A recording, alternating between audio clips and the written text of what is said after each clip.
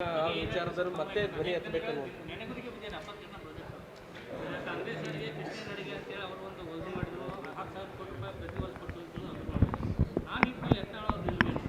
ನೋಡಿ, ಆಡಳಿತ ಪಕ್ಷ ಉದ್ದೇಶಪೂರ್ವಕವಾಗಿ ಯಾವ್ಯಾವುದು ಕೆಲಸಕ್ಕೆ ಬರಲಾರಂಥ ಯಾವುದೋ ಒಂದು ಪ್ರಚೋದನಕಾರಿಯಾದಂಥ ಒಂದು ಇಶ್ಯೂ ತೊಗೊಂಡು ಬಂದು ಸದನ ನಡೆದಿರಬಾರ್ದು, ಅವ್ರ ಬಿಲ್ ಪಾಸ್ ಆಗಿರ್ಬೇಕು.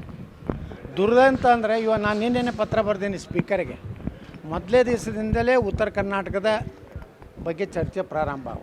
ನೀವೆಲ್ಲ ನೋಡಿರಲ್ಲ, ನಾನು ಈಗ ಈ ಸದನಕ್ಕೆ ನಮ್ಮ ಬೆಳಗಾವಿ ಸದನಕ್ಕೆ MLC ಇದ್ದಾಗಿನಿಂದ ಇಲ್ಲಿ ಪ್ರವೇಶ ಮಾಡಿದೆ. ಮೊದಲು ನಾನು ಸೋತಿದ್ದೆ. ಅವಾಗಿನೇ ನಾನು ನೋಡ್ಲಕತ್ತೀನಿ. ಲಾಸ್ಟ್ ಡೇ ಗುರುವಾರ ಅಥವಾ ಶುಕ್ರವಾರ ಉತ್ತರ ಕರ್ನಾಟಕ ತೊಗೋತಾರೆ.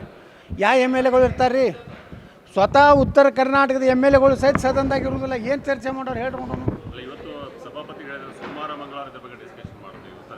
ಮಾಡಲಿ, ಸ್ವಾಗತ ಮಾಡ್ತೀವಿ. ಹಾಗೆ ನಾವು ವಿಧಾನಸಭೆಯಲ್ಲಿ ನಾನು 9ನೇ ತಾರೀಕಿಗೆ ಸದನ ಪ್ರಾರಂಭ ಆದ ಕೂಡ ಎದ್ದು ನಿಂತು ನಮ್ಮ ವಿಧಾನಸಭಾ ಅಧ್ಯಕ್ಷರಿಗೆ ವಿನಂತಿ ಮಾಡ್ಕೊತೀನಿ.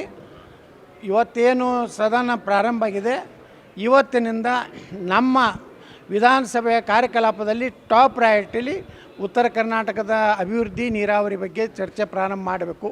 ಇದನ್ನು ಒತ್ತಾಯ ಮಾಡ್ತೀನಿ. ಸರ್, ಇವತ್ತು ಬಿಜೆಪಿ ಕೋರ್ ಕಮಿಟಿ ಸಭೆ ಆಗಿದೆ ಅಂತ ಇಬ್ಬರು ಶಾಸಕರನ್ನ ಹೊರಗಡೆ ಹಾಕಬೇಕು. ಯಾರೋ ಓಟ್ ಅವ್ರಿಗೆ ಯಾರಿಗೆ ಹಾಕ್ಯಾರ ಅವ್ರಿಗೆ ರೀ, ನಮಗೇನಿಲ್ಲ. ಇಬ್ಬರು ಶಾಸಕರಂದ್ರೆ ಹೆಸರು ಸಹಿತ ಹೇಳ್ಯಾರ ಇಲ್ಲರಿ ಅವರು.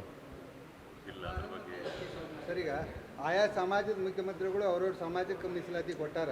ಪಂಚಮಸಾಲಿ ಸಮಾಜಕ್ಕೆ ಮೀಸಲಾತಿ ಸಿಗ್ಬೇಕಂದ್ರೆ ಬಸನಗೌಡ ಪಾಟೀಲ್ CM ಆಗಬೇಕು. ನಾ ಆದರೆ ನನ್ನ ಸಮಾಜಕ್ಕೆ ಅಷ್ಟೇ ಅಲ್ಲ, ಯಾವ್ಯಾವ ಬಿಟ್ಟು ಹೋಗವಲ್ಲ, ಮರಾಠ, ಜೈನ್ ಎಲ್ಲ ಸಮಾಜಕ್ಕೆ ಕೊಡ್ತೀನಿ. ಅಲ್ಪಸಂಖ್ಯಾತರದ್ದು ಇದನ್ನೇ ಡೆಫಿನೇಷನ್ನೇ ಚೇಂಜ್ ಮಾಡ್ತೀನಿ. ಎಲ್ಲ ಅಂಬಿಗ ಬತ್ತು ತಳವಾರ ನಾವೇ ST ಸಲುವಾಗಿ ಹೋರಾಟ ಮಾಡೋದು ನಾನೇ ರೀ. ಇವತ್ತು ಹಾಲು ಮತಕ್ಕೆ ST ಕೊಡೋ ಅಂದವನು ನಾನೇ, 7% ಮಾಡಂದವನು ನಾನೇ. ರೆಕಾರ್ಡ್ ಐತಿ, ಯಾರೂ ಮಾತಾಡಲ್ಲ.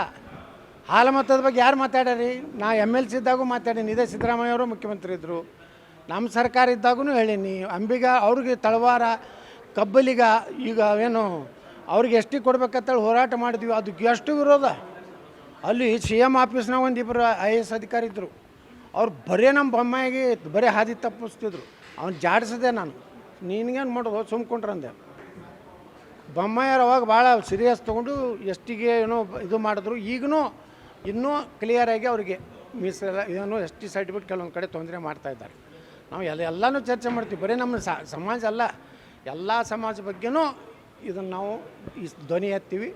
ಇನ್ನೂ ಯಾವ್ಯಾವ ಸಮಾಜಗಳಿಗೆ ಅನ್ಯಾಯ ಆಗಿದ್ದರೂ ಅದ್ರ ಬಗ್ಗೆ ನಮ್ಮ ಮಾಹಿತಿ ಕೊಟ್ಟರೆ ಅದನ್ನು ಹೋರಾಟ ಮಾಡ್ತೀವಿ. ಈಗ ರಾಜ್ಯದಲ್ಲಿ ಬಾಣಂತಿಯರ ಸಾವುಗಳಾಗ್ತಾ ಇದೆ ಸಾಕಷ್ಟು.